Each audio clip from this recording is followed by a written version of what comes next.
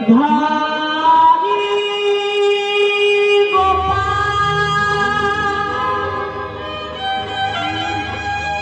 ব্রজর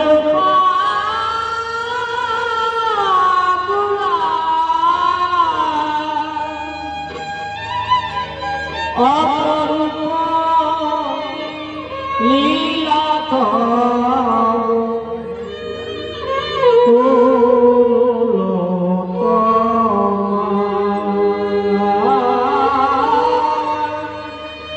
অপরূপ লীলা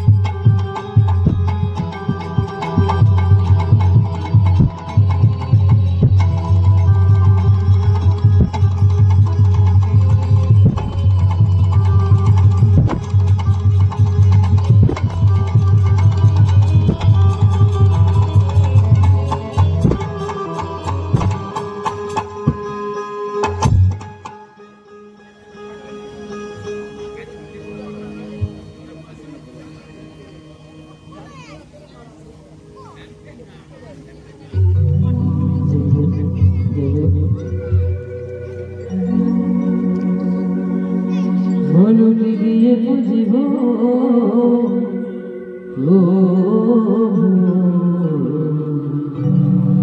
কি আছে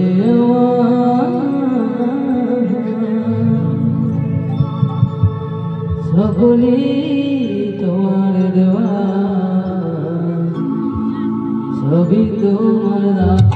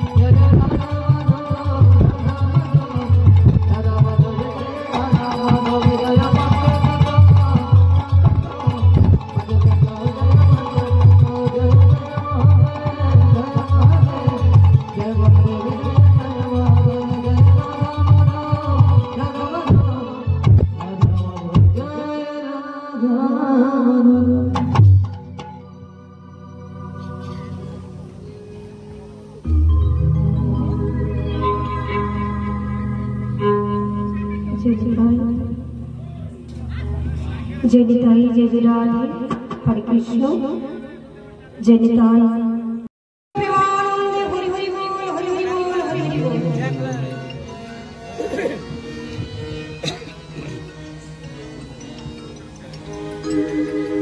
जय निताई जय जय राधे हरे कृष्ण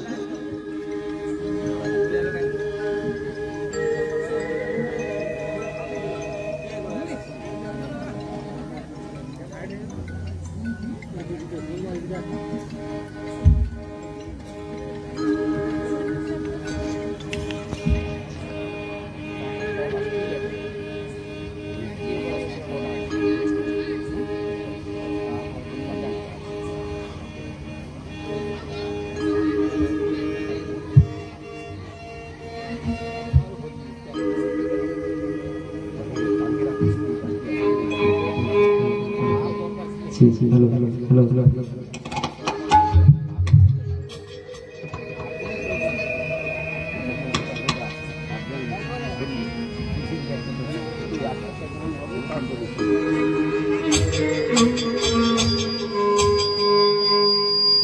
অন্তর্যামী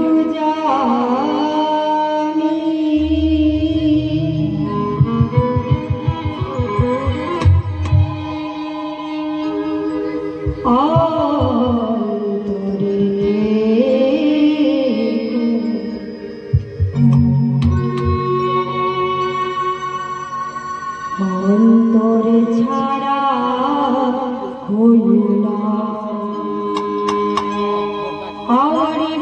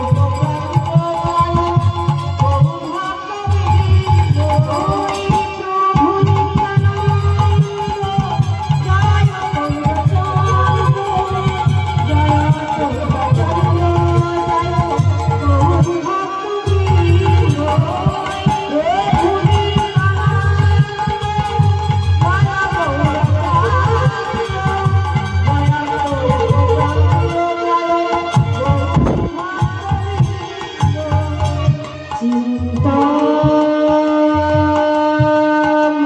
ধাম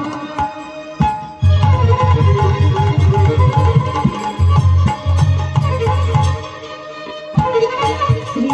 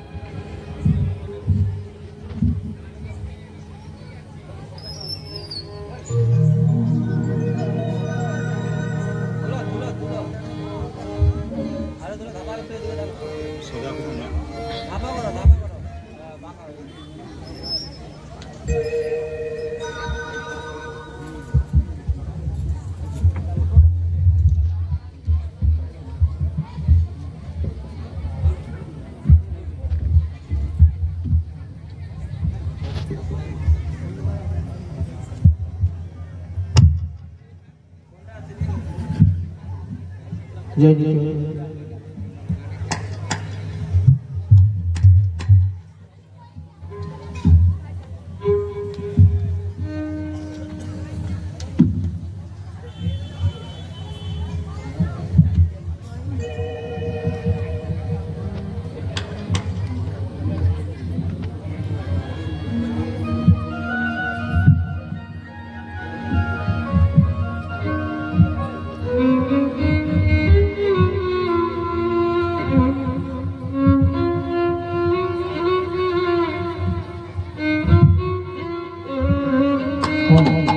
हेलो जी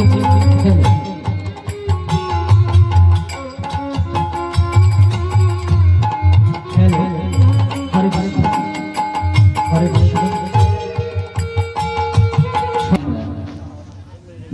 তৎসঙ্গে আমাদের রয়েছে আমাদের বাবা তেঁতুলেশ্বরের পুরোহিত মহাশয় কার্তিক চন্দ্র পণ্ডা মহাশয়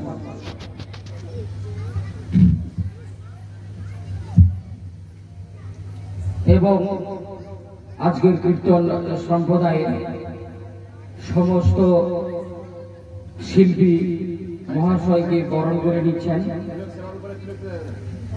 শিক্ষক নিখিল রঞ্জন দাস মহাশয় এবং আজকের আমাদের এই বাবা তেঁতুলেশ্বরের মূল কর্তা সম্পাদক পূর্ণচন্দ্র রানা মহাশয় এবং অন্যতম সদস্য নিরোধ বরণ দাস মহাশয় এবং আমাদের মন্দিরের ভক্তবৃন্দরা রয়েছে সবাইকে বরণ করে নিচ্ছেন এবং তৎসঙ্গে আমাদের এই চড়ক কমিটির অন্যতম সদস্য বিবেকানন্দ মান্না মহাশয় আপনারা আমাদের হরিধ্বনি দিয়ে এই মালা বরণের পালাতে আপনারা জয়ধ্বনি দিয়ে সমর্থন জানাবেন। এই বৃন্দাবন ধামে আমরা গত বৎসরও এই পদ্মাবতী মাইতি দাস ইনি এপিতাবতী মাইতি দাস তিনি আপনাদের সামনে কীর্তন পরিবেশন করেছিল। তো গত বৎসর আমরা ওনাকে সময় দিতে পারিনি, তাই ভক্তমণ্ডলী এবং দর্শক মণ্ডলীদের অনুরোধে আমরা এবছরও ওনাকে এই বৃন্দাবন ধামে অর্থাৎ আমাদের বাবা তেঁতুলেশ্বর মন্দির প্রাঙ্গণে নিয়ে আসতে পেরেছি এবং যে সমস্ত দর্শক মণ্ডলী এবং ভক্তমণ্ডলী যিনারা রয়েছেন ওনার কীর্তন গান অনুষ্ঠান আপনারা উপভোগ করুন এবং আপনারা দেখুন এবং ওনাকে আশীর্বাদ করুন যাতে উনি প্রতি বছরে নেন আসতে পারেন। এইটুকু আশা আকাঙ্ক্ষা রেখে আমি আমার বক্তব্য ইতি টানছি। নমস্কার।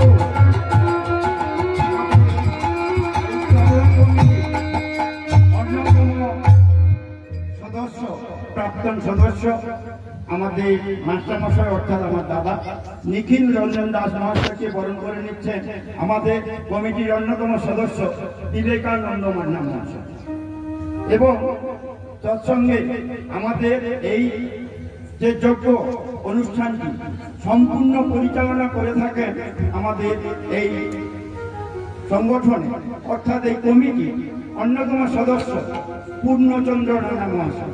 এই পূর্ণচন্দ্র রানা মহাশয়কে বরণ করে নিচ্ছেন বিবেকানন্দ মান্না মহাশয় এবং আমাদের এই বাবা তেঁতুলেশ্বর মন্দিরে পুরোহিত কার্তিক ব্রাহ্মণ ঠাকুরকে বরণ করে নিচ্ছেন আমাদের বিবেকানন্দ মান্না মহাশয়।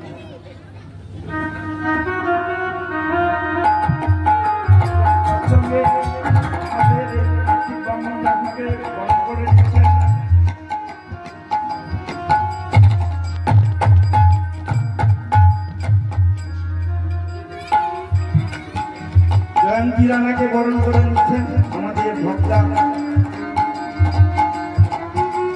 শ্যামল কুমার দাস মহাশয়। সবাইকে শুভেচ্ছা নমস্কার জানাই। আমরা এই আজকে বৃন্দাবন ধারাতে আমাদের নাম হচ্ছে, তাই ভক্তমণ্ডলীর উদ্দেশ্যে বলি আপনারা শ্রবণ করুন। আমরা এখানে এই নবাবরণের পালা সমাপ্তি ঘোষণা করছি। নমস্কার।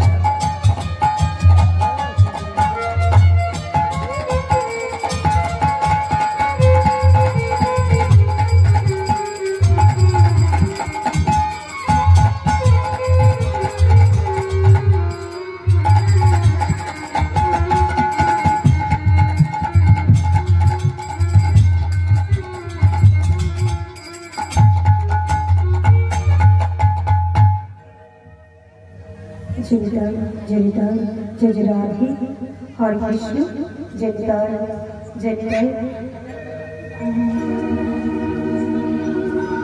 जयदान जयदान जय राधे हरे कृष्ण जयदान जय राधे जयदान हरे गुरु हरे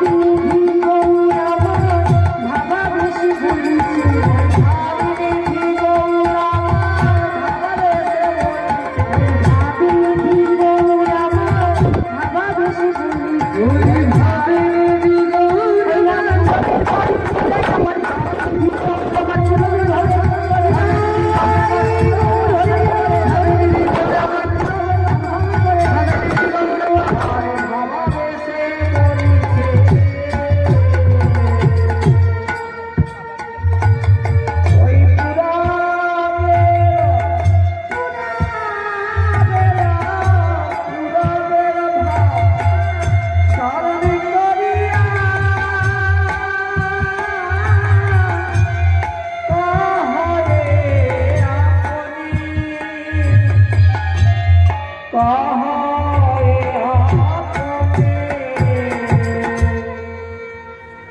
निताय जय निताय जय जय राधे हरे कृष्ण।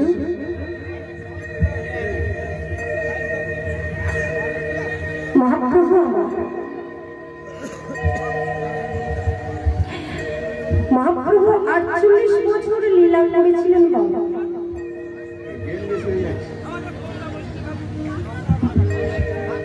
আর সেই পতিত পাবন মহাপ্রভু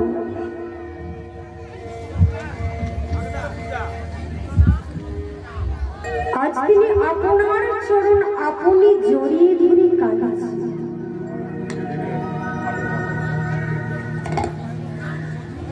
মহাপ্রভু আপনার চরণ আপনি জড়িয়ে ধরে কাঁদছেন কেন বাবা?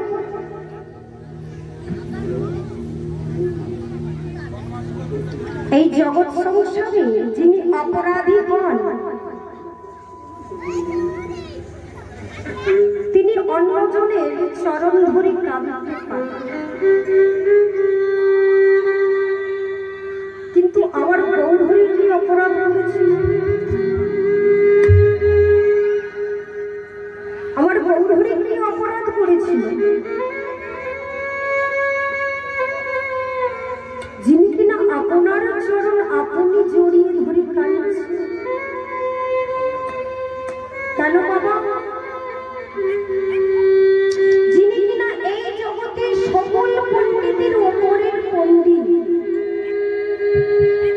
যিনি কিনা নিমাই পণ্ডিত নামে খ্যাত। আস্তে কথা বলবে না।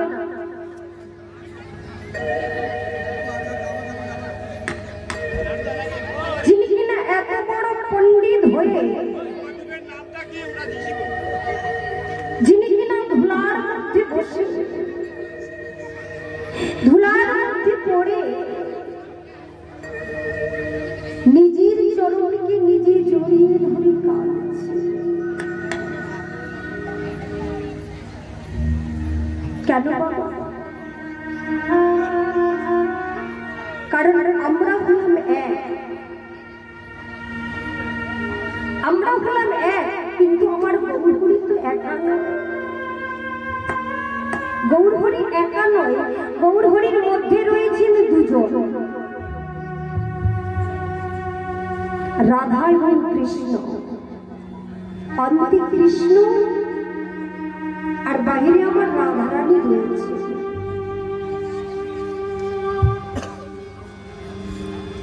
তাই আজ রাধা ভাবে আবিষ্কৃত হয়ে কেন বাবা? রাধারানী গোবিন্দের কে জানো? চৈতন্য চরিতামৃতে কবিরাজ গোস্বামী পাঠ বলছি, রাধা কৃষ্ণ প্রণয় বিকৃতি, রাধা বিকৃতি আল্লাদিনী রসমা শক্তি আত্মা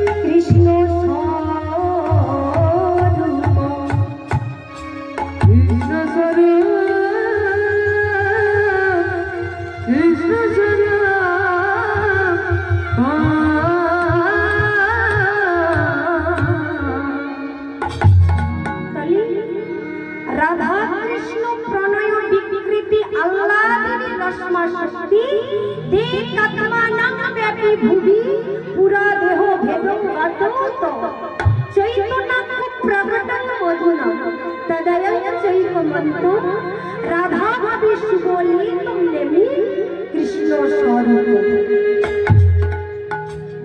আল্লাদিনী শক্তি। রাধারানী হচ্ছে আল্লাদিনী মানে আনন্দদায়ী শক্তি। গোবিন্দ রাধারানী আনন্দদায়ী শক্তি ছিল, আনন্দ প্রদান করতেন। তাই তো তিনি নিজ অঙ্গ থেকে রাধারানীর সৃষ্টি করলেন। করবার জন্য, আনন্দ উপভোগ করবার জন্য। তাই বাবা সেই ব্রজের ব্রজেন্দ্র নন্দন কৃষ্ণচন্দ্র এই অধুনা কলিযুগে দাঁড়িয়ে এসেছে পতিত পাবন গৌর হরি, গৌর হরি হয়ে এসেছেন। তবে পূর্বে কেমন ছিল বাবা, কেমন ভাবে এসেছেন? আগে যিনি ছিলেন বাবা শ্যাম, কলিতে তিনি হয়েছেন গৌরাঙ্গ মহাপ্রভু। তাই কি বলছি জানো? তাই বৈষ্ণব পদকর্তা বলছি, এসেছি ব্রজের বাবা, এসেছি ব্রজের বাবা, কালো সখা দেখিয়া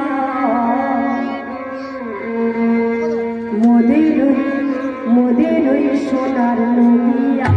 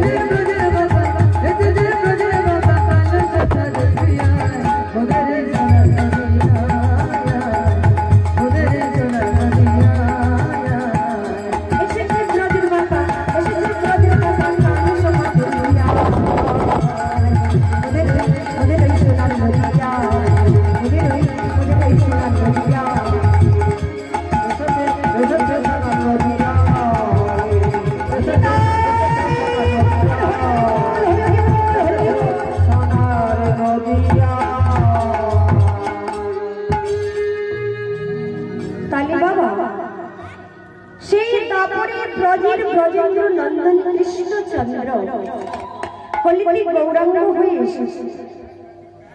পূর্বে যিনি ছিলেন কালো বর্ণ, এখন তিনি হয়েছেন সোনার বর্ণ। যিনি ছিলেন গোয়ালা, এখন কলিতে তিনি হয়েছেন ব্রাহ্মণ। পূর্বে যিনি ছিলেন বাবা, এখন তিনি হয়েছেন সোজা। পূর্বে যিনি ছিলেন মূর্খ, এখন তিনি হয়েছেন পণ্ডিত। পূর্বে যিনি ছিলেন গোয়ালা, এখন তিনি হয়েছেন ব্রাহ্মণ। ব্রাহ্মণ হয়ে হাড়ি মুচি মেথর চন্ডাল কাউকে বাদ দিলেন না, সবাইকে করলেন, সবাইকে বুকের মধ্যে জড়িয়ে ধরে বলছে জাতি মাত্রে একটাই জাতি, তা হলো কৃষ্ণের দাস। কারণ বাবা কৃষ্ণ ভজিবার করে সংসারে আইনু, নিজে মায়ায় বদ্ধ হয়ে বৃক্ষ সম হইল। কৃষ্ণ ভজন করবার জন্য এই সংসারে এসেছে, তাই না বাবা? যেদিন আমরা জননী জঠরের মধ্যে ছিলাম বাবা, অপরের দিকে পা আর নিজের দিকে মাথা, 32টা নারীর বন্ধনে অসংখ্য কৃমিকীটের দংশনে বলেছিলাম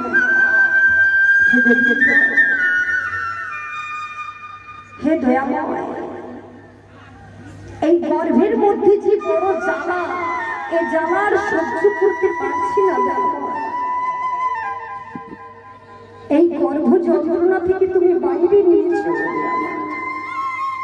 আমি তোমার নাম গুণগান করব, তোমাকে ছাড়া কিছুই জানব না। কিন্তু কি হলো, আমরা মায়ার সংসারে এসে মায়ার আলিয়ালের পেছনে ছুটতে ছুটতে আমরা সকল কিছু ভুলে গেছি। আমরা মায়ার দাস হয়ে গেছি। আমরা ভুলে গেছি যে আমরা জীবনিত্য কৃষ্ণ দাস। জীবনিত্য কৃষ্ণ দাস ইহা ভুলে গেলাম, অতএব মায়া পিশাচী তার গলাতে বাঁধা। আমরা সকল কিছু ভুলে গেছি।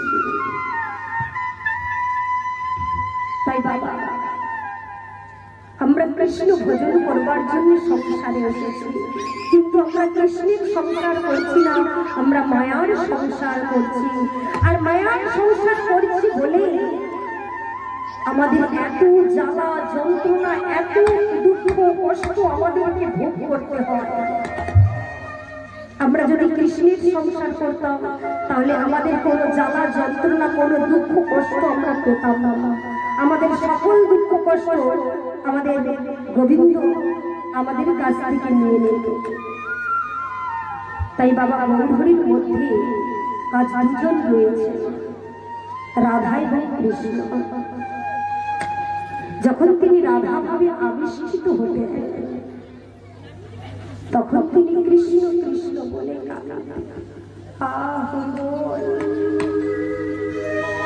আর যখন তিনি কৃষ্ণ ভাবে আবিষ্কৃত হতেন তখন তিনি রাধা রাধা বলে কাঁদতেন। আজ রাধা ভাবে আবিষ্কৃত হয়ে অন্তরিত কৃষ্ণকে উপলব্ধ করে বলেছে, জানো বধূ বধূ ওই না কলঙ্কে ভরিল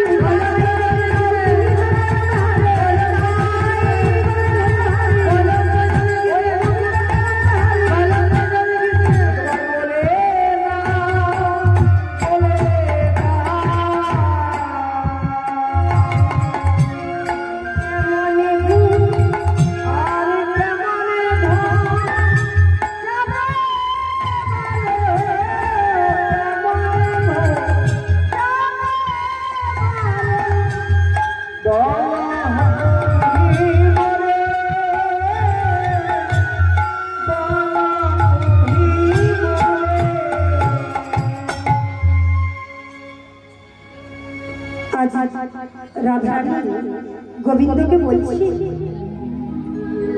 ওগো প্রাণনা, আমার এই কলঙ্ক যাবে কেমন করে? একবার তুমি আমাকে বলে দাও।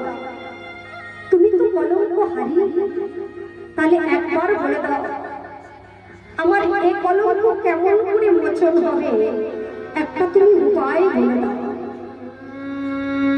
তুমি যেমন সেদিন কলঙ্ক মোচন করেছিলে, সেই নারায়ণের কলঙ্ক তুমি মোচন করেছিলে, যেমনি ভাবে তেমনি ভাবে আজ আমার কলঙ্ক তুমি মোচন করো। যেই না বলেছি, তাহলে তোমার নারায়ণের কলঙ্ক কেমন ভাবে মোচন করলেন গোবিন্দ? দেখে একদিন শ্রীবাস পণ্ডিতের ভাই নলিনী পণ্ডিত, সেই নলিনী পণ্ডিতে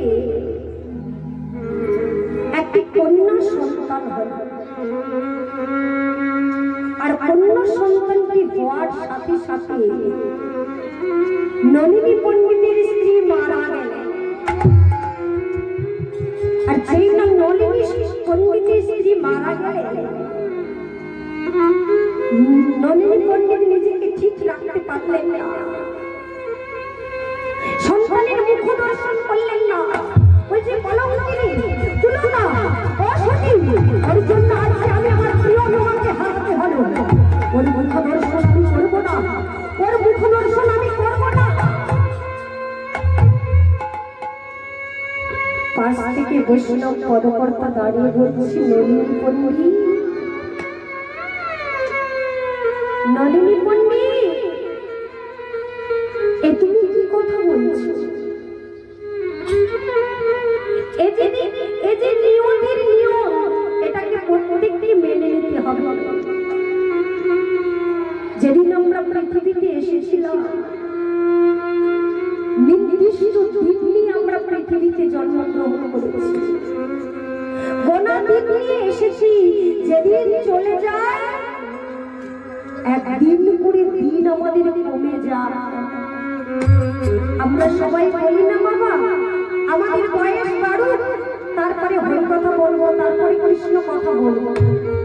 আচ্ছা সত্যি কথা বলুন তো, আমাদের কি দিনে দিনে বয়স বাড়ছে? না,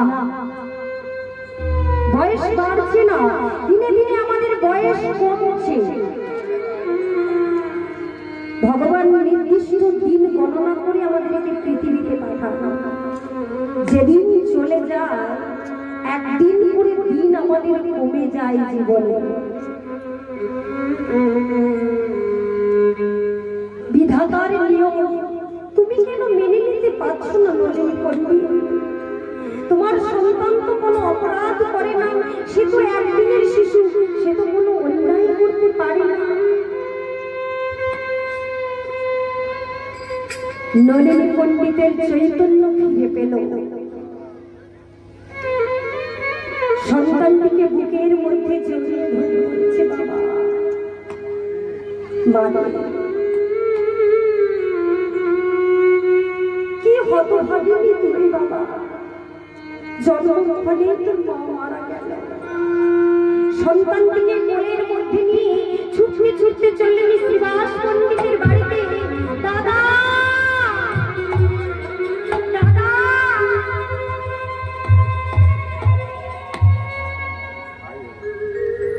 আমি আমার সন্তানটাকে নিয়ে এসেছি, সন্তানটিকে এই নাও, আমার সন্তানকে তোমার কাছে দিয়ে গেলাম।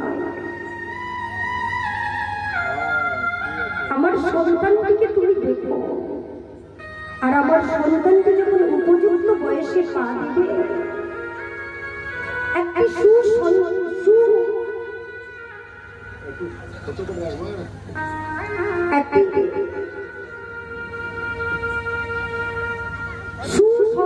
দেখে, সুসন্তান ছেলে দেখে আমার নারায়ণের বিবাহ দিয়ে দিও। আজ শ্রীবাস পণ্ডিতের স্ত্রীর নাম হলো মালিনী দেবী। সন্তানকে তাদের হাতে তুলে দিয়ে নলিনী পণ্ডিত চলে গেলেন। শ্রীবাস পণ্ডিত এবং মালিনী পণ্ডিত দুজনে মিলে সন্তানটিকে মানুষ করতে লাগলেন, আর সেই ছোট্ট মেয়েটির নাম রাখলেন নারায়ণ। বাবা দেখেন, আগেকার দিনে নিয়ম ছিল যে 8-9 বছরের মেয়ে হয়ে বিবাহ দিয়ে দিত, বাল্য বিবাহ নিয়ম ছিল। তো যখন ওই ছোট্ট নারায়ণী যখন 8 বছরে পা দিয়েছে, তখন শ্রীবাস পণ্ডিত মালিনী দেবীকে বলছে, মালিনী দেখো দেখো, হ্যাঁ আমাদের মেয়েটা দেখতে দেখতে কত বড় হয়ে গেছে, দেখো না আমাদের মেয়েটা বেশ বড় হয়ে গেছে, এবার এর বিবাহ দিতে হবে। এই বলে কুমার হট্টে বিপ্রদাস ঠাকুরের সঙ্গে নারায়ণের বিবাহ ঠিক হয়ে গেল। এক শুভ দিনে, এক শুভ লগ্নে নারায়ণের সঙ্গে ওই বিপ্রদাসের বিবাহ হয়ে গেল।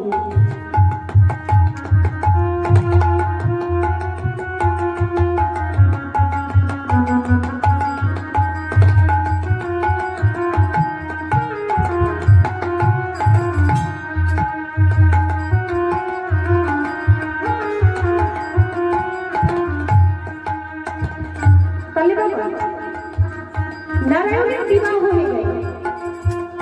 আচ্ছা মা বলুন তো, বিবাহের পরের দিন কি হয়? কাল রাত্রি। ওদিন কেউ কাউকে দেখবে না। কাল রাত্রির পরের দিন হয় শুভ দিন, ফুলসজ্জা। নারায়ণের ছোট্ট মেয়ে ফুলসজ্জা রাত্রে স্বামীর ঘরের মধ্যে প্রবেশ করে স্বামীকে বলছে, ও স্বামী দেখো দেখো, তোমার নারায়ণী এসেছে, যে দেখো তোমার নারায়ণী এসেছে, একবার কথা বলো না স্বামী, আমার সঙ্গে কথা বলছো না কেন, তোমার কি হয়েছে? ছোট মেয়ে নারায়ণী তো কিছুই জানে না, কিছু বোঝে না, তার স্বামীকে বারবার করে ডেকে বলছে, ওগো স্বামী, হ্যাঁ একবার কথা বলো না স্বামী, আমাকে দেখো না, দেখো দেখো তোমার নারায়ণী কত সুন্দর করে সাজগোজ করে তোমার কাছে এসেছে। ও স্বামী, তুমি বুঝি আমার সঙ্গে রাগ করেছো? দেখো আমি যদি কোনো অন্যায় করে থাকি, আমাকে উপযুক্ত তুমি সাজা দিও, কিন্তু অমন করে চুপ করে থেকো না, একবার কথা বলো না, একবার আমার সঙ্গে কথা বলো না।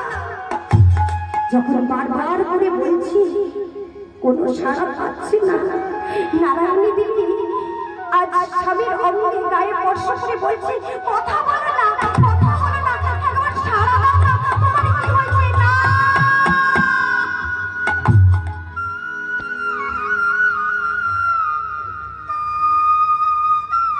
না হতে পারে না, হতে পারে না, চিৎকার করে অসহায় কিছু না ভাবতে পেরে চিৎকার করে বলছে, মা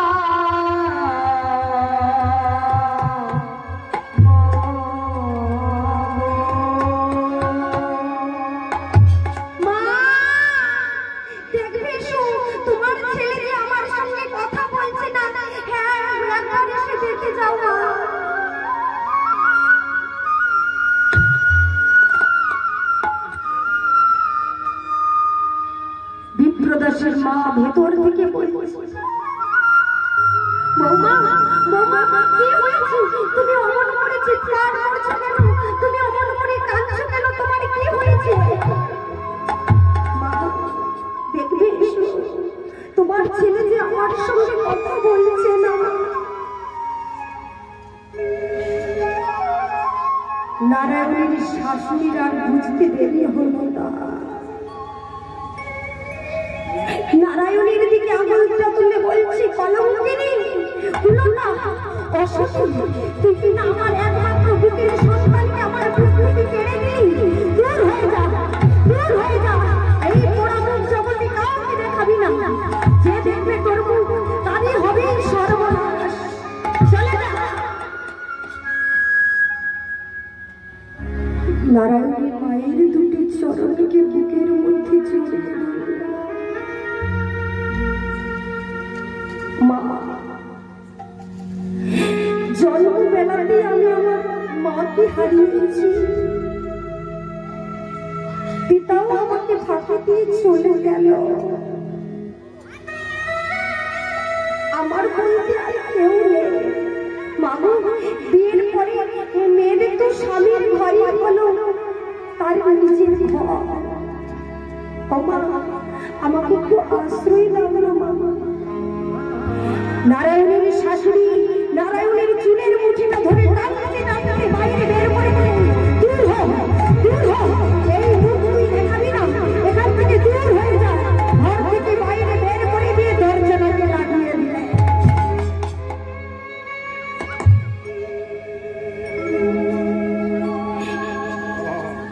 কি করে নারায়ণ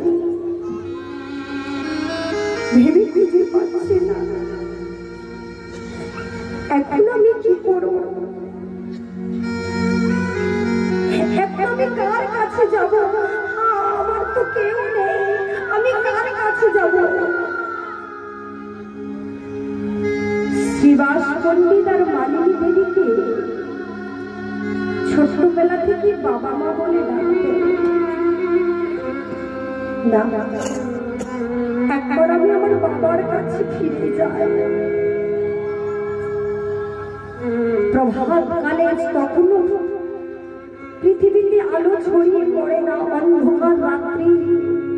সেই অন্ধকার রাত্রিতে নারায়ণী ছুটতে ছুটতে চলেছে পিতার কাছে। বাবার দরজার কাছে গিয়ে দরজায় ধাক্কা দিয়ে বলছে, বাবা বাবা, দরজা খোলো বাবা, তোমার নারায়ণী এসেছে তোমার কাছে, দরজা খোলো বাবা। শ্রীবাস পণ্ডিত চমকে উঠলেন। মালিনীকে ডেকে বলছে, মালিনী এই একবার উঠে দেখো, মালিনী একবার উঠে দেখো, আমাকে যেন আমার নারায়ণী ডাকছে। আমার নারায়ণী আমাকে কেমন করে বাবা বাবা বলে ডাকছে। মালিনী বলছে, না এই তুমি কি বলছো? তোমার মেয়েকে তো তুমি বিবাহ দিয়ে দিয়েছো, ওর মেয়েকে তো খুব ভালোবাসো, তাই তুমি বুঝতে পারছো না। আর তোমার মেয়ে বা এখানে কেমন করে আসবে? সে তো তোমার স্বামীর ঘরে রয়েছে, চিন্তা করো না, তুমি ঘুমিয়ে পড়ো। শ্রীবাস পণ্ডিত আবার শুয়ে পড়লেন। আবার নারায়ণী দেবী দরজায় ধাক্কা মেরে বলছে, বাবা বাবা, একবার দরজা খোলো বাবা, তোমার নারায়ণী এসেছে, দরজা খোলো বাবা। শ্রীবাস পণ্ডিত বলছে, ওই তো আমার নারায়ণী আবার আমাকে ডাকছে। দরজা ছেড়ে বিছানা ছেড়ে ছুটে এসে দরজা খুলে বলছে,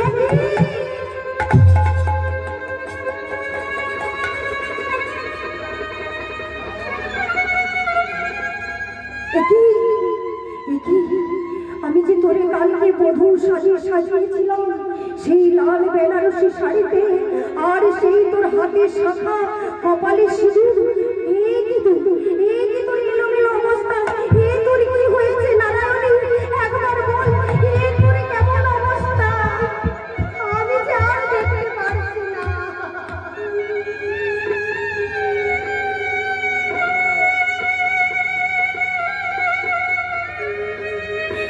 না, এই হতে পারে না, এই হতে পারে না, এই হতে পারে না।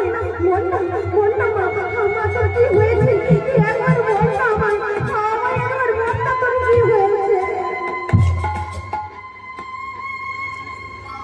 নারায়ণী বাবার চরণ তলে পড়ে বলছে, বাবা আমার সব শেষ হয়ে গেল বাবা।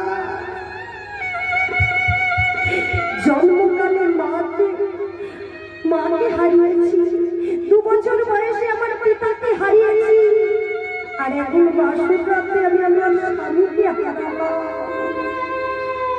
জানো বাবা, তাই কি বলে জানো, আমার জন্ম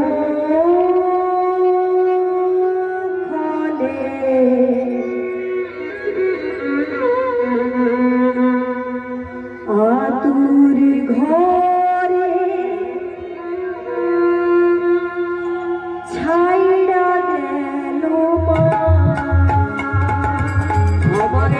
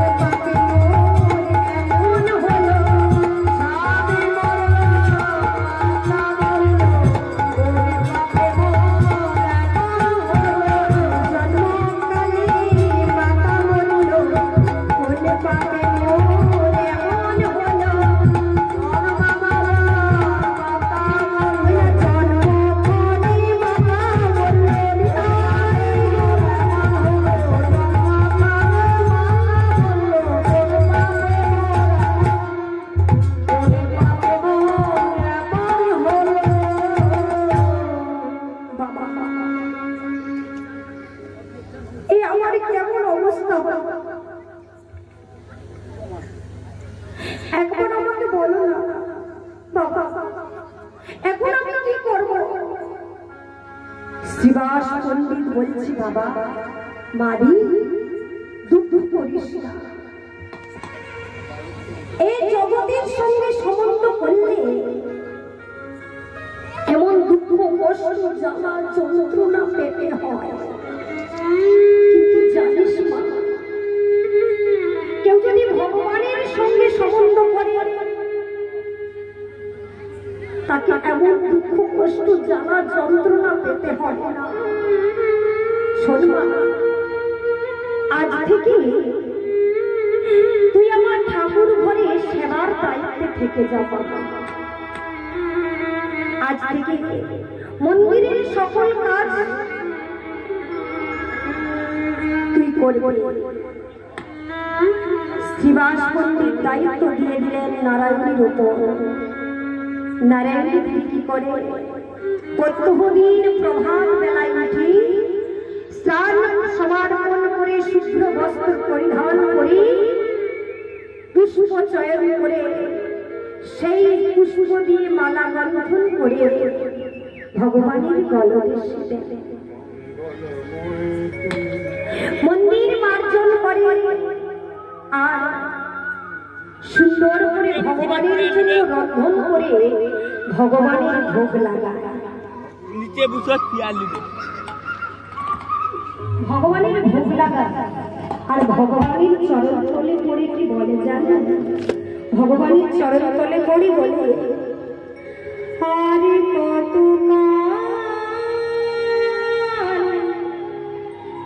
গিরিধারী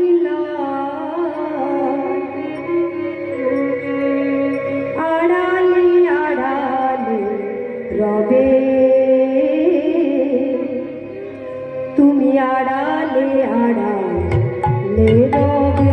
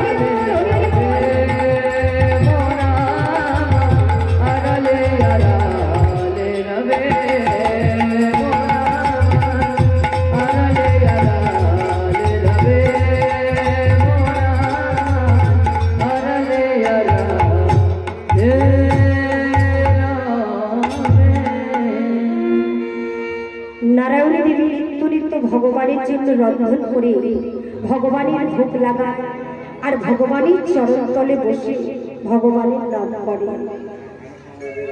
এইভাবে কিছুদিন কেটে গেল। হঠাৎ একদিন নিত্যানন্দ প্রভু এলেন শ্রীবাস ঠাকুরের বাড়িতে। আর নিত্যানন্দ প্রভু যেই না শ্রীবাস ঠাকুরের বাড়িতে এসেছে, নারায়ণী কি করলেন? নিত্যানন্দ প্রভুকে নানান সেবাতে সেবা দিলেন।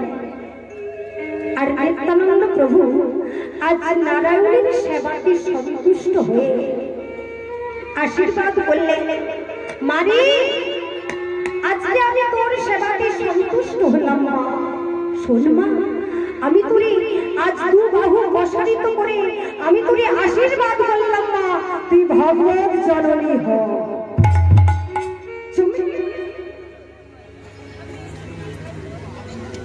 নারায়ণী চমকে উঠলেন, কি আমায় কি আশীর্বাদ করলো প্রভু? আমি যে বাল্য বিধবা, আমায় কি আশীর্বাদ করে দিল? ওদিকে মহাপ্রভু শিউরে উঠলেন, দাদা নারায়ণীকে কি আশীর্বাদ করে দিল? কিন্তু দাদা যখন আশীর্বাদ করেছি এর পেছনে নিশ্চয়ই কোনো ভালো কারণ আছে। তাই কি করলে,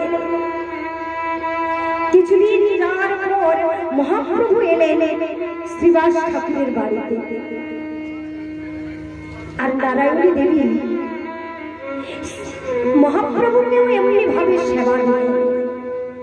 নারায়ণের সেবায় সেবা দেওয়ার পর সেবা দেওয়ার শেষে তাম্বুল দিলেন বদলে, তাম্বুল সেবা করতে দিলেন। আর মহাপ্রভু তাম্বুল সেবা করছে, সেবা করতে করতে বলছে, নারায়ণী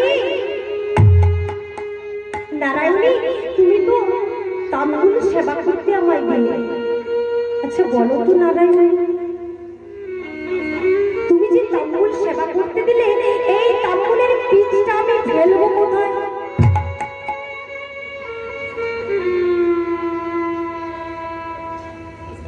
নারায়ণী কোনো চিন্তা না করে দুহাত পেতে নত জানু হয়ে বসলেন মহাপ্রভুর কাছে। প্রভু আমার হাতে ফেলে, বীজটা যেই না হাতের মধ্যে ফেলেছে, নারায়ণী ছুটতে ছুটতে চলেছে। আর ছুটতে ছুটতে গিয়ে নারায়ণী যেই না ফেলবে, মনে মনে চিন্তা করছি কি এ আমি কি করছি। না, যে মহাপ্রভুর অধরামৃত,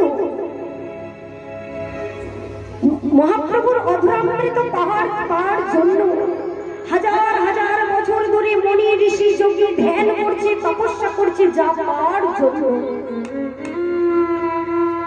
আর আজকে আমি সেই অধরামৃত পেয়ে ফেলে দেব,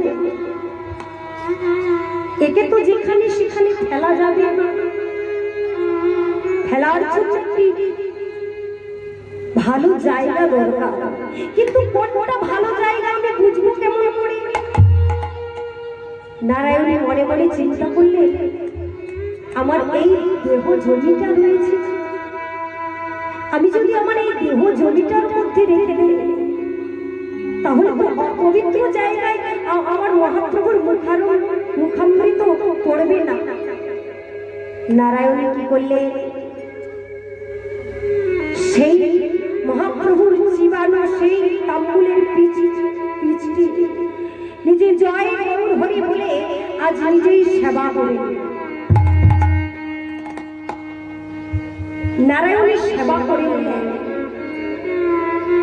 সেবা করার কিছুদিন চলে গেল, 1 মাস 2 মাস করে বাবা 5 মাস কেটে গেল। আর দেখবে সেই মহাপ্রভুর অধরামৃত সেবা করা মাত্রেই নারায়ণী অন্তঃসত্ত্বা হয়ে গেলে। দেখবেন অন্তঃসত্ত্বা মেয়েদের যতদিন 5 মাস পর্যন্ত না হয় ততদিন কতটা বোঝা যায় না। নারায়ণী দেবী যেই না 5 মাসের করেছে, সেই না সারা পণ্ডিত সমাজ চিৎকার করতে লাগলেন, শ্রীবাস পণ্ডিত, শ্রীবাস পণ্ডিত, একই নবদ্বীপে অত্যাচার, একই নবদ্বীপে ব্যভিচার, এ আর সহ্য করা যায় না, এ আর সহ্য করা যায় না। শ্রীবাস পণ্ডিত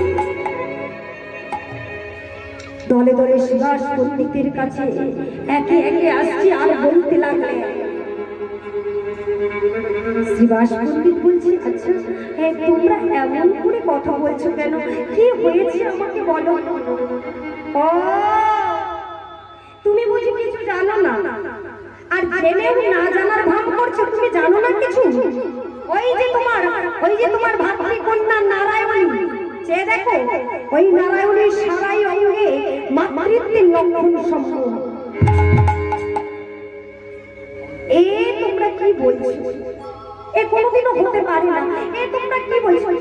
আমরা বলছি, আজ আমরা বলছি, সারা নবদ্বীপবাসী সবাই বলবে, তোমার দিকে আঙুল তুলে বলবে, দেখো দেখো শ্রীবাস পণ্ডিত এমন মানুষ যার বাড়িতে ভাতৃকন্যা বিধবা নারী, যে কিনা আমার অন্তঃসত্ত্বা।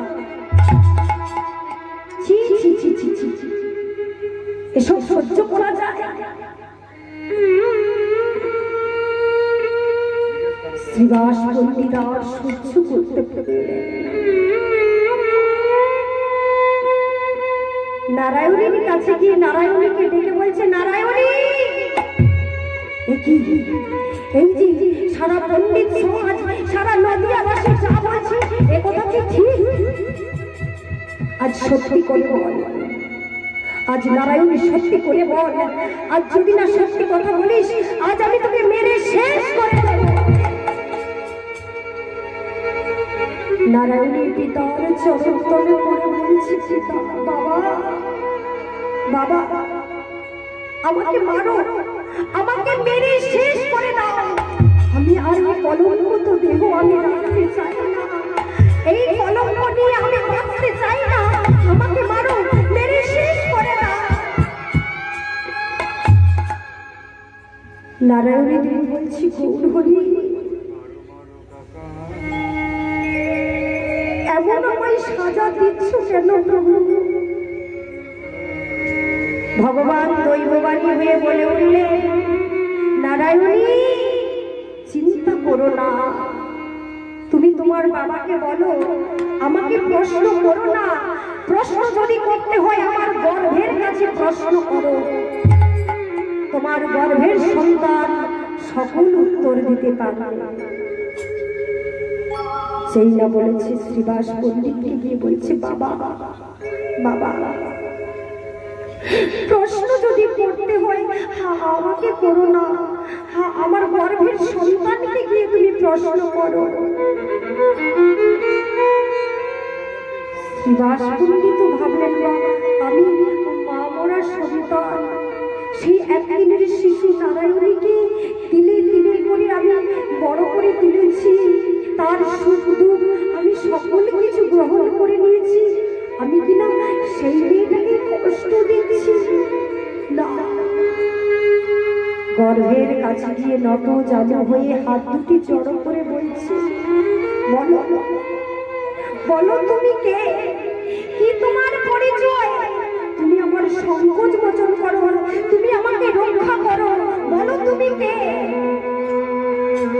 সেই গর্ভের ভেতর হতে সেই শিশু সন্তান বলছে, আমি কে জানো, আমি কে জানো, বলছি শোনো, ওরে শ্রী চৈতন্য পিতামহ নিত্যানন্দ গুরু, চৈতন্য পিতামহ নিত্যানন্দ গুরু, চৈতন্য পিতামহ নিত্যানন্দ গুরু, চৈতন্য পিতামহ নিত্যানন্দ গুরু, আর বৃন্দাবন দাস ঠাকুর ভক্ত কল্প করুন, বৃন্দাবন দাস ঠাকুর ভক্ত কল্প করুন, বৃন্দাবন দাস ঠাকুর ভক্ত কল্প করুন, বৃন্দাবন দাস ঠাকুর ভক্ত কল্প করুন। এই তো হলো মোর পরিচয়, এই তো হলো মোর পরিচয়, এই তো হলো মোর পরিচয়, তুমি করো না সংশয়, এই তো হলো মোর পরিচয়, তুমি করো না, এই তো হলো মোর পরিচয়।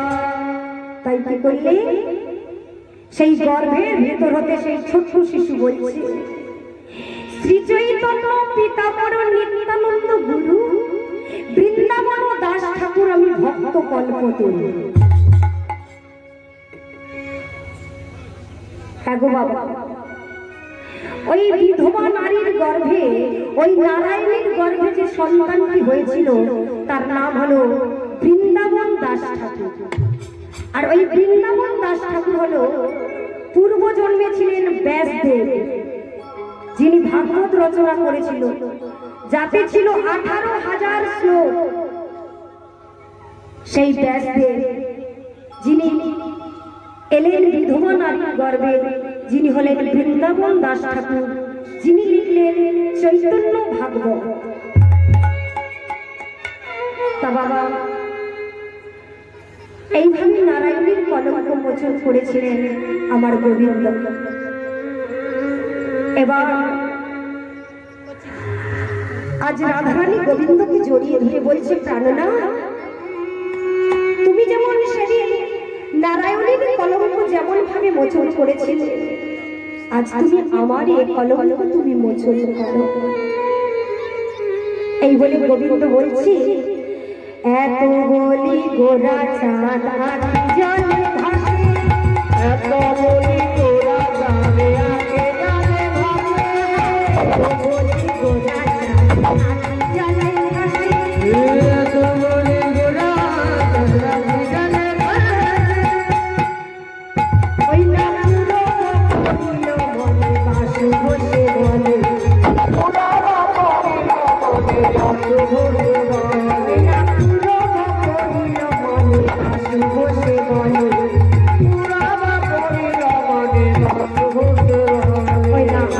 লীলার প্রকাশ হলো লীলার প্রকাশ হলো শ্রীরাম বৃন্দাবনের মাঝে আজকে লীলার প্রকাশ হলো শ্রীরাম বৃন্দাবনের মাঝে আজকে লীলার প্রকাশ হলো আর গোপনে শ্রীরাম বৃন্দাবনের মাঝে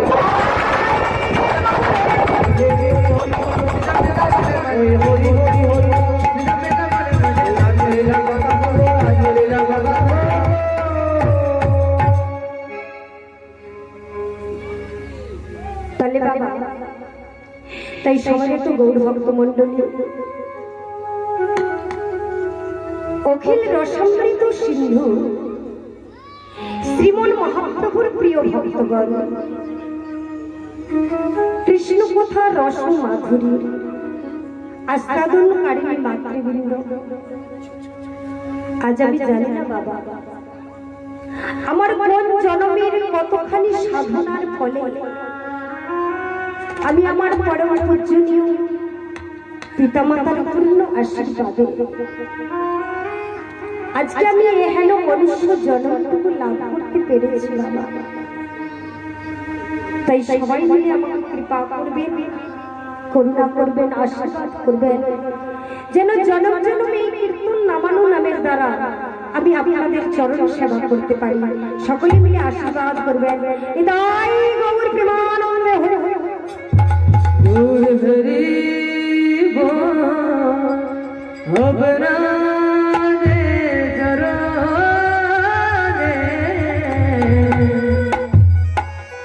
अपना दे चरणे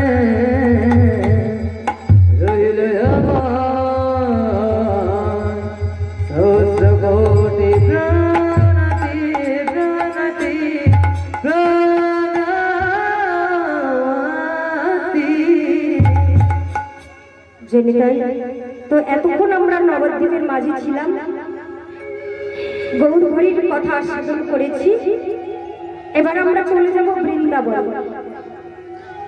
তো বাবা বৃন্দাবনে যাব, সবাই আজকে দেহটাকে এখানে রেখে মনটা নিয়ে চলে যাব সেই মধুময় শ্রী বৃন্দাবন।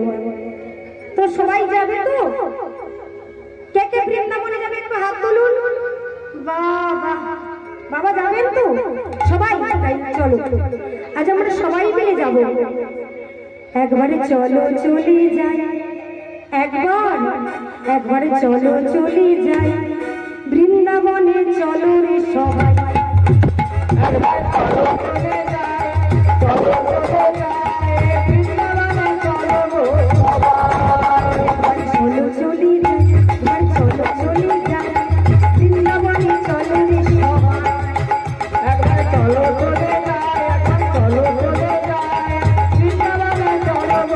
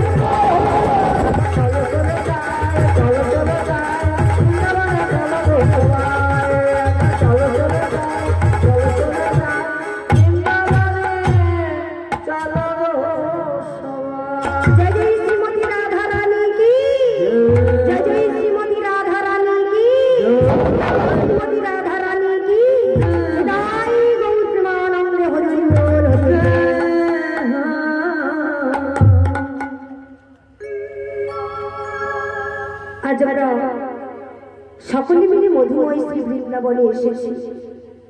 আর বৃন্দাবনে নিকুঞ্জ মন্দিরে ভগবান শ্রীকৃষ্ণ আর রাধারানী আমার রয়েছে। রাধারানী প্রাণ গোবিন্দের কণ্ঠদেশটি জড়িয়ে ধরে বলছে, ওহে প্রাণনাথ, একবার আমায় বলো না, তুমি যেমন নারায়ণের কলঙ্ক মোচন করেছিলে তেমনি আমার কলঙ্ক মোচন করো। জানো বধূ, আমি যখন কলসের পক্ষে নিয়ে যমুনাতে জল আনতে যাই তখন আমাকে যদি একজন দেখতে পায় আর একজনকে ডেকে বলে, ও দিদি, ওই চেয়ে ওই কে যায় দেখো। আচ্ছা বলো তো, যমুনার ঘাটে তো কতজনাই যায়, কিন্তু আমি ওই যমুনার ঘাটে যদি যাই আমাকে কেন দেখলে একজন আর একজনকে ডেকে দেখে?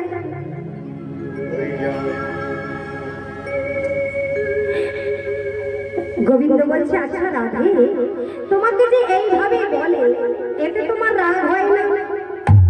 বলে, না না, আমার কোনো রাগ হয় না।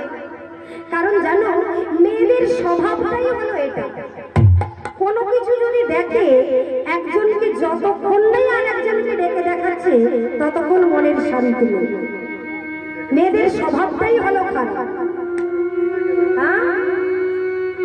মেয়েদের স্বভাবটাই হলো এটা। যেমন মেয়েদের স্বভাবটা কেমন দেখেন, একটা কথা বলছি। একদিন একটা জেলে ভাই নদীতে জাল ফেলতে গিয়েছে। এবার প্রত্যেকদিন জাল ফেলতে যায় নদীতে, প্রত্যেকদিন নদীতে জাল ফেলতে যায় আর একটাও মাছ পায় না, বাড়ি ফিরে আসে। একদিন মন খারাপ করে বাড়ি থেকে জালটা নিয়ে নদীতে জাল ফেলতে বেরিয়েছে আর বলছে, হে গোবিন্দ, আজ 3 দিন কাল আমার জালে একটাও মাছ পড়ে না, হে গোবিন্দ তুমি দেখো। এই বলে নদীতে যেই না জেলে ভাই নদীতে জাল ফেলেছে, জাল আর তুলতে পারছে না। জেলে ভাই মনে মনে ভাবছে, আজ বোধহয় অনেক মাছ পড়েছে। কিন্তু জালটাকে যেই না ডাঙাতে তুলেছে, ডাঙাতে তুলে দেখলেন জালের মধ্যে একটাও মাছ নেই, কেবলমাত্র একটা কালো পাথর উঠে এসেছে।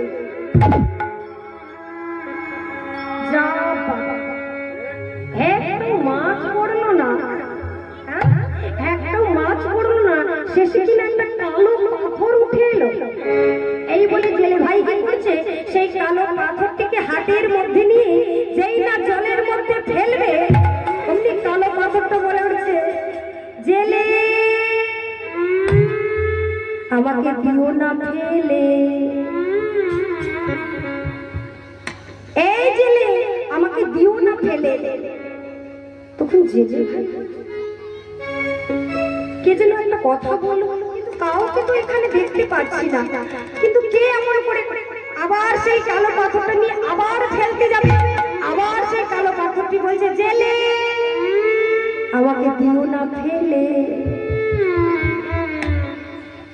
তাহলে কি কালো পাথরটি কথা বলছে? তখন জেলে ভাই বলছে, বলো তুমি আমাকে কি বলতে চাও বলো। বলে, শোনো, এই যে তোমার হাতে আমি উঠে আছি, তুমি এই পাথরটিকে বাড়িতে নিয়ে যাও আর বাড়িতে গিয়ে সুন্দর করে গুছিয়ে রাখবে। আর শোনো, আমার কাছে তুমি যা চাইবে তুমি তাই পাবে। এবারে জেলে ভাই কি করেছে, মহা আনন্দে আজ সেই পাথরখানাকে মস্তকে ধারণ করে বাড়ি নিয়ে চলেছে। এবার বাড়িতে গিয়ে সুন্দর করে আদেশ থানা সাজিয়ে ভালো করে পাথরটাকে যত্ন করে রেখে দিল। এবারে পাথরের যত্ন দেখে এদিকে বাবা মেয়েদের স্বভাবটাই তো খারাপ, মেয়েদের মনে ঠিক সাইছে না। তখন জেলে স্ত্রী বলছে, বলি ও স্বামী বলি এই তোমার খেয়ে দিয়ে কাজ নেই, তুমি একটা মাছ আনলে না, আনলে কিনা একটা কালো পাথর, আর সেই পাথরটাকে তুমি এত যত্ন করছো কেন? এবার বারবার করে যখন স্ত্রী জিজ্ঞেস করছে তখন জেলে ভাই বলছে শোনো শোনো, এই যে পাথর, এই পাথরের কাছে আমি যা চাইবো তাই পাবো,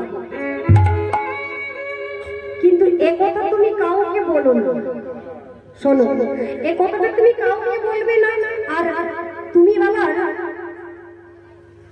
আমার, আমি যখন থাকবো না তুমি কিছু চেও না। এই বলে কি করেছি, পাথরটিকে সুন্দর ভাবে রেখে দিয়ে জেলে ভাই আবার নদীতে জাল ফেলতে চলেছে। নদীতে জাল ফেলতে চলেছে, আর এদিকে বাবা এই যে মেয়েদের পেটের ভিতর যদি একটা গোপন কথা ঢোকে, যতক্ষণ না বেরাবে বাবা গ্যাস্ট্রিক হবে, আলসার হবে, পেটের যন্ত্রণা হবে, তারপরে ডাক্তার বাড়ি যাবে, তারপরে ঔষধ করলে ঠিক হবে। এবারে মেয়েটা বলছে, যেই না জেলে ভাই চলে গেছে, বলে আমাকে যে বলেছিল তাহলে পাথরটাকে একবার পরীক্ষা করে দেখি। আবার বলেছে আমাদের যদি একটা হয় পাশের ঘরে দুটো হবে, তো বলে একটু পরীক্ষা করে দেখি। এবার জেলে স্ত্রী কি করেছে, কাপড়ের আঁচলটা গলার মধ্যে দিয়ে বলছে পাথর তোমার কাছে যা চাইবো তাই পাবো। পাথর বলে হ্যাঁ তাই পাবো, বলো তুমি কি চাও? বলে আচ্ছা তাহলে আমার গলায় এখনই একটা গজপতির হার হয়েছে। যেই না বলেছে অমনি কোথা থেকে একটি গজপতির হার এসে তার গলায় চলে, জেলে স্ত্রীর গলায় চলে এলো। কিন্তু বলেছে না এদের যদি একটা হয় পাশের ঘরে দুটো করে হবে। এবারে ঘর থেকে বাইরে বেরিয়ে দেখে প্রত্যেকটা বাড়ির পাশাপাশি বাড়ির মেয়েদের প্রত্যেকের গলায় দুটো করে গজপতির হার ঝুলছে। মেয়েদের হিংসা দেখতে এ কি সহ্য করা যায়? বলে বেশ দেখাচ্ছি মজা। আবার পাথরের কাছে গিয়ে বলছে পাথর আমি যা চাইবো তাই পাবো। পাথর বলে হ্যাঁ। বলে বেশ তাহলে আমার তো একতলা বাড়ি, আমার বাড়িটা যেন দোতলা হয়ে যায়। যেই না বলেছে অমনি তাদের বাড়ি দোতলা হয়ে গেছে, আর যাদের দোতলা করে বাড়ি ছিল তাদের সব চারতলা করে বাড়ি হয়ে গেছে। জেলে স্ত্রী বলছে ব্যাপারটা ভালো ঠেকছে, আমার হলো দোতলা আর তাদের হলো চারতলা, এ কি আর সহ্য করা যায় বাবা? হ্যাঁ আমি চাইলাম আর তাদের হলো, ঠিক আছে এবার দেখাচ্ছি। এবার আবার পাথরের কাছে কি বলছে পাথর আমি যা চাইবো তাই পাবো। পাথর বলে হ্যাঁ। বলো তুমি কি চাও? বলে তাহলে আমার বাড়ির দুদিকে দুটো বড় বড় গর্ত হয়েছে। যেই না বলেছে দুদিকে দুটো বড় বড় গর্ত হয়ে গেল, আর পাশাপাশি বাড়ির কি হয়েছে চারপাশে গর্ত হয়ে গেছে। এইবার দেখেন মেয়েটা কেমন ভাবে মজা দেখাচ্ছে।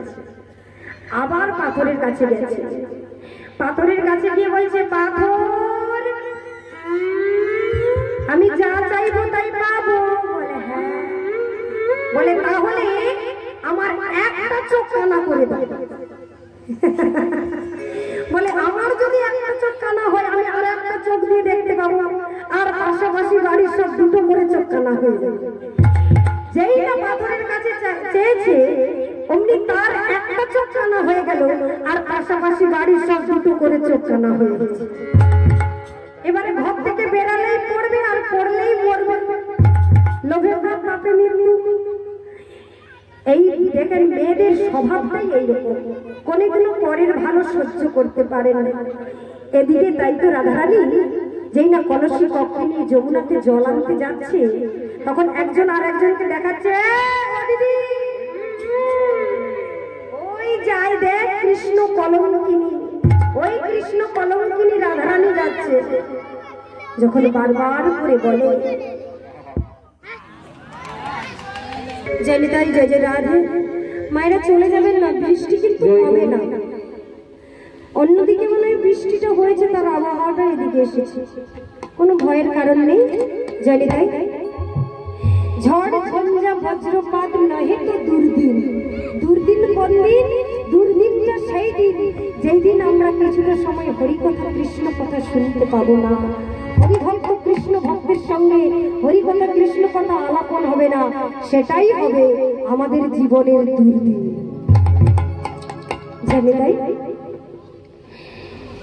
যেই না রাধারানী বলছি, জানো প্রাণনাথ, আমি যখন কলসি কক্ষে নিয়ে যমুনাতে জল আনতে যাই, একজন যদি দেখতে পায় আর একজনকে ডেকে বলে, দেখো দেখো ওই যাই কৃষ্ণ কলঙ্কিনী রাধা। তখন গোবিন্দ বলছে, আচ্ছা রাধা, তোমাকে যে ওইভাবে বলে এতে তোমার রাগ হয় না? এতে তোমার মান হয় না? এতে তোমার অভিমান হয় না? তুমি ওদেরকে বলতে পারো না যে তোমরা কেন আমাকে অমন করে বলছো? রাধারানী বলছে, হে প্রাণনাথ, আমার বড় সুখ হয়, কেন জানো? আমার রাগ কেন হয় না জানো? ওরা তো কেউ বলে না ওই যায় রাধা কলঙ্কিনী, ওরা যতবারই বলে তোমার নামটা ধরে বলে ওই যায় কৃষ্ণ কলঙ্কিনী রাধা। ওরা যখন বলে আমার বড় সুখ হয়, বলে এতে তোমার মান হয় না, অভিমান হয় না? বলে না, আমার কেন সুখ হয় জানো? জানো প্রাণনাথ? আচ্ছা বলো তো, পুকুরের জলকে কি বলে? পুকুরে। আর নদীর জলকে কি বলে? নদীর জল। আর ওই কলের জলকে কি বলে? কলের জল। আর খালের জলকে কি বলে? খালের জল। আর নর্দমার জলকে কি বলে? নর্দমার জল। আর গঙ্গার জলকে কি বলে? গঙ্গার জল। আচ্ছা, ওই নর্দমার জল যখন বৃষ্টিতে ভরে গিয়ে ওই নর্দমার জল যখন গঙ্গাতে গিয়ে মিশে যায়, সে জলটার নাম কি হয় বাবা? গঙ্গার জল। তাহলে নর্দমার জল যদি গঙ্গাতে মিশে গিয়ে পবিত্র হয়ে যায়, গঙ্গার জল হয়ে যায়, আজ রাধারানী বলছে, ওগো প্রাণনাথ, তোমার নামের সঙ্গে যদি আমার নামটা মিশে যায়, মিশে হে প্রাণনাথ, আমি কি আর অপবিত্র থাকতে পারি? আমিও যে পবিত্র হয়ে যাই, তাই বড় আমার আনন্দ হয়, বড় আমার সুখ হয়। জানো প্রাণনাথ, আজ বড় আমার আনন্দ হচ্ছে। বলে বেশ, এই বলে আচ্ছা তুমি এইভাবে যে কলঙ্ক, এভাবে তুমি কি সারা জীবন কলঙ্কিতই রয়ে যাবে? হে প্রাণনাথ, একটা উপায় করো না, আমার কলঙ্ক মোচনের উপায় করো না। জানো প্রাণনাথ, ওই শিশুকাল হইতে যৌবন অবধি, শিশুকাল হইতে যৌবন অবধি, শিশুকাল হইতে অবধি, শিশুকাল হইতে যৌবন অবধি, কলঙ্কি হইল কলঙ্কি হইল ওই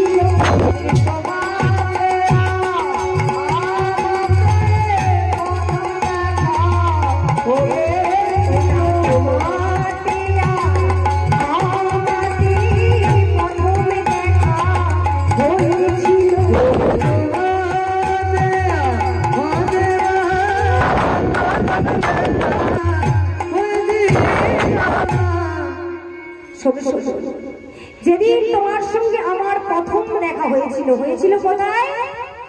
না কৃতিদাস সুতিকা গাড়ি। যেদিন রাধারানীর জন্ম হয়েছিল, রাধারানীর জন্ম কোথায় হয়েছিল? না কৃতিদাস সুতিকা গাড়ি বিশ্বভানু রাজার ঘরে। একদিন কৃতিদাস সখী একটি সমবী সরোবরে স্নান করতে গিয়েছে। আর বাবা সকল সখীগণকে নিয়ে আজ কৃতিদাস সখী ওই সরোবরে যখন স্নান করতে গিয়েছে, আর স্নান করতে গিয়ে দেখলেন ওই সরোবরে একটি মনোরম পদ্ম ফুল ফুটে আছে। আর পদ্ম ফুলটি দেখে কৃতিদাস সখী মনে মনে চিন্তা করলেন, এই সরোবরে তো অনেক পদ্ম ফুল ফুটে আছে, যে পদ্ম ফুলটি এত সুন্দরভাবে প্রস্ফুটিত হয়ে আছে। আবার দেখলেন সেই পদ্ম ফুলটির ওপর এক আলো বিচ্ছুরিত হচ্ছে। তাই পদ্ম ফুলটি দেখে যদি অন্য সখীরা চেয়ে বসে, তাই কৃতিদাস সখী কি করলেন? পদ্ম ফুলটি তুলে নিজের শাড়ির আঁচলের মধ্যে লুকিয়ে বাড়ি নিয়ে এলেন। বাড়ি নিয়ে এসে সুন্দর করে পদ্ম ফুলটিকে সাজিয়ে রাখলেন একটা পাত্রের মধ্যে করে। পাত্রের মধ্যে সাজিয়ে রেখেছে। একদিন দুদিন করে 3-4 দিন হয়ে গেল। এবার কৃতিদাস সখী মনে মনে চিন্তা করলেন যে পদ্ম ফুলটি যে এনেছিলাম, দেখি পদ্ম ফুলটি কেমন ভাবে শুকিয়ে গেছে। আজ পদ্ম ফুলটির কাছে গিয়ে দেখলেন বাবা, যে পদ্ম ফুল 2-4 দিনে শুকোতে শুরু করে, এর তো শুকনো দূরের কথা, আজকে পদ্ম ফুলটি সুন্দর ভাবে প্রস্ফুটিত হয়েছে। আর কি লক্ষ্য করলেন? তার মধ্য থেকে এক আলো বিচ্ছুরিত হচ্ছে। আলো বিচ্ছুরিত হচ্ছে। আবার লক্ষ্য করলেন সেই পদ্মটির উপর একটা সোনালী কালারের কীট চড়ছে।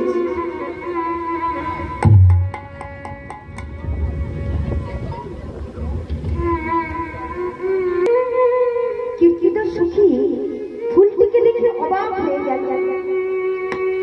কিছুদিন কেটে গেল। হঠাৎ একদিন বিশ্বভানু রাজাকে গিয়ে খবরটা দিলেন যে রাজামশাই, একবার দেখবে এসো, আমি ওই সরোবর থেকে যে পদ্ম ফুলটি এনেছি, এই পদ্ম ফুলটি সব পদ্ম ফুলের থেকে একটু আলাদা। আজকে করলেন সেই পদ্ম ফুলটির কাছে গিয়ে দেখলেন সেই পদ্ম ফুলটি আরো সুন্দর ভাবে প্রস্ফুটিত হয়েছে। আর যে সোনালী কালারের যে কীট চড়ছিল, সেটি সোনালী কালারের কীট নয়, এক মানব আকৃতি নিয়েছে।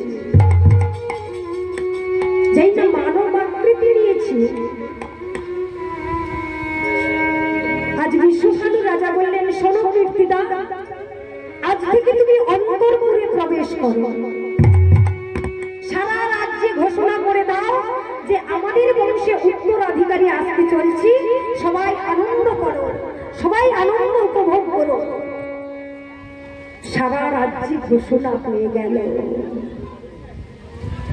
কীর্তিদাস সখী অন্তরপুরে প্রবেশ করলেন। এক শুভ দিনে শুভ লগ্নে সেই ফুল হতে বাহির হলেন একটি শিশু সন্তান, একটি কন্যা সন্তান জন্মগ্রহণ হল। ফুলটি যেন সোনার প্রতিমার মতন দেখতে সেই কন্যাটি।